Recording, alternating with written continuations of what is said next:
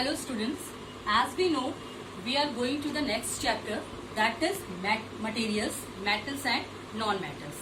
You all are familiar with the materials which are present surroundings you or around you.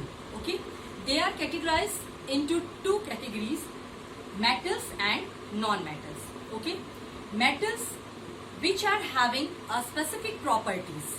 Okay, many specific properties, where the non-metals are having another kind of specific properties. Okay, in category of metals, I would like to explain about the physical properties of metals. They are malleability, ductility, hardness, sonorous, conductivity, luster and their form of state. Okay, first I would like to explain about the malleability. Malleability means the characteristics, or which we can explain it. Malleability means metals can be beaten into thin sheets. Okay, this property or this nature of metal is known as malleability. Okay, next, ductility. It can be drawn into thin wires. It is a specific nature of metal.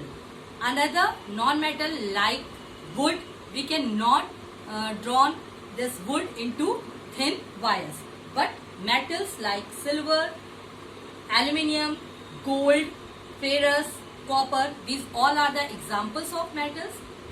These all are having this specific properties. They can drawn into thin sheets. It means their nature of ductility they will show. They can beaten by hammer, and they can be beaten and it can be converted into a thin sheets. This characteristic is known as malleability. Got this 2 points? Malleability, they can drawn into thin sheet, and ductility, they can be drawn into thin wire. Okay. Second, hardness. They are hard in touch. This is also a very specific property of metals. They are having sonorous sound. Have you ever seen the wooden bell anywhere? No, because they are not having sound. But when we are beating any metal, they are producing sound. This characteristic is known as sonorous. This is also a specific property of metals. The next characteristic or next property is conductivity. Through metal, heat and electricity can conduct. Okay, but in non-metals, they cannot conduct electricity. So they are called as insulators. Got it? Next, lustrous. Lustrous means shining appearance. Always you have seen that utensils at your home or another kind of metal you can observe, they are having a shining appearance. This is called luster properties. This is also a specific property of metals. Generally metals are solid, but one exceptional example I would like to explain about the mercury. The symbol of mercury is Hg.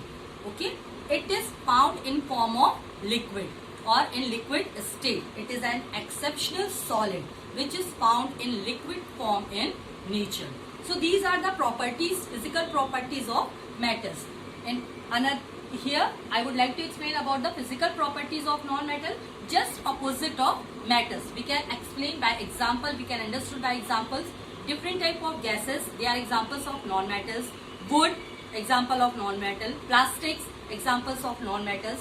Coal, sulfur and different other gases, hydrogen, carbon dioxide, oxygen, sulfur gas, these all are the examples of non-metals.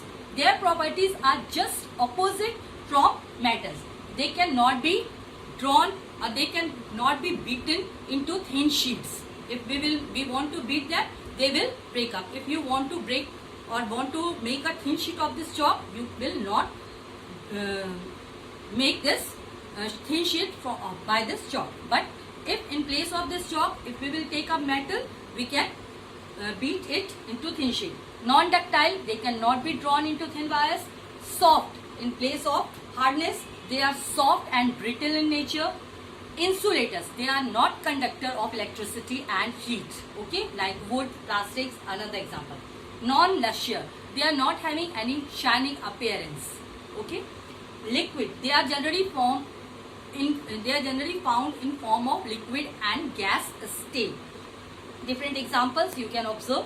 Already I told you, coal, sulfur, oxygen, carbon dioxide, hydrogen, and different other gases. They are known as non-metals. Understood? After this physical properties, we will go to the chemical properties of metals and non-metals.